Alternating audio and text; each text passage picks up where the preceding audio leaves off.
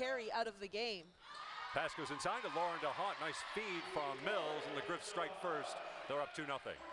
Set here, carry to Cooper. She'll take a three, near wing, nothing but net for Samantha Cooper. She's one of those struggling shooters for the Stags, shooting just 22% from three-point range, but that one was dead on, and Fairfield leads by 1.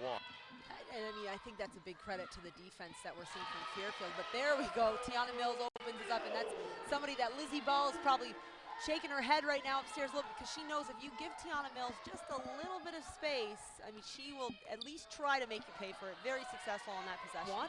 They've had to put up some shots because they can. And that's Maria Welch, who we've seen her get very hot in games, so that's not a shot that they're taking because they won. I think that she almost has the green light as a freshman to come off the bench. That's pretty cool. Welch will take an open three. She'll make an open three. Nothing but net for Maria Welch. To Miller, back out to shots line, open from 3, and she knocks it down. Kristen shots line, third team all.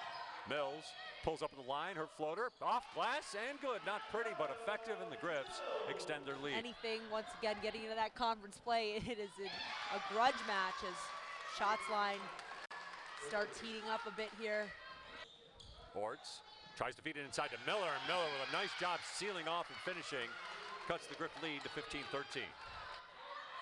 Cooper steps behind a screen, takes an open three, and knocks it down, and Fairfield back in the lead. Shots line.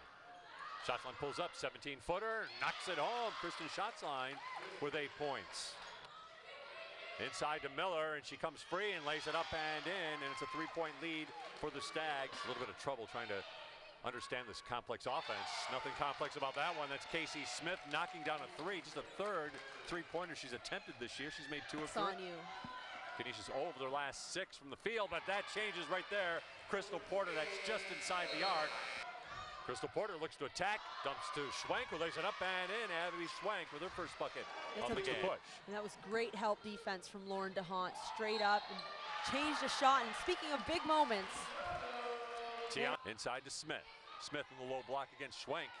Fires up a shot, and off glass and good. Casey Smith averaging 10 points per game, and you can see why. That's a beautiful touch on that bank. Not to attack. Now they kick to Mills. She's open from 3. Nothing but net for the senior, and she has 11 points on the afternoon. Tiana Mills, pump fake. Thought about the 3. Now goes baseline. Floater goes down. Tiana Mills with 13 points. Lizzie Ball looks at Coach Frager, and he shakes his head. So those two are in complete sync with each other, too, which... Swings it over. Cooper looks to go baseline. Gets inside. Her runner goes down. Mills looks to go baseline. Gets inside and finishes. Tiana Mills with 15 points. 14 to shoot for Canisius. Inside to Mills, who comes free and lays it up and in. Tiana Mills with 17. And you see how much... Porter. She looks to drive. Goes to the rack. Count it!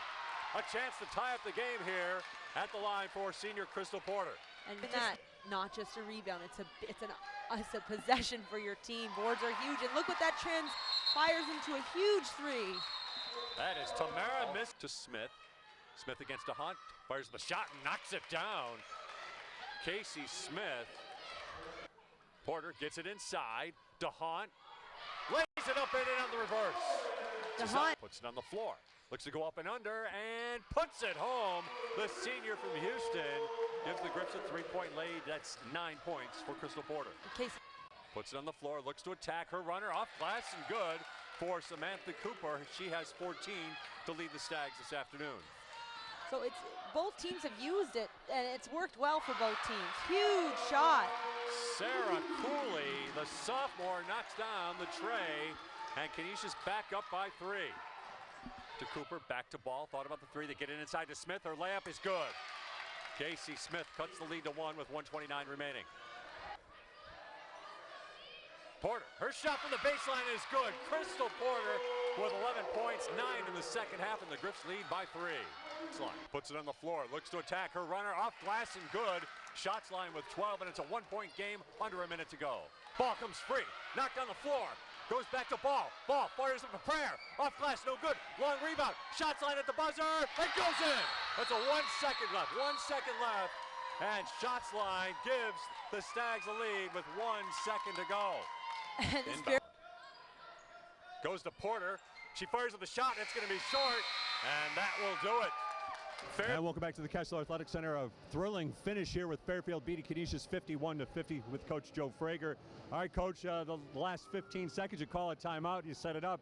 I'm sure that's not exactly how you wanted things to go, but just talk about how things transpired there. Yeah, I mean, our kids executed what we wanted at the end.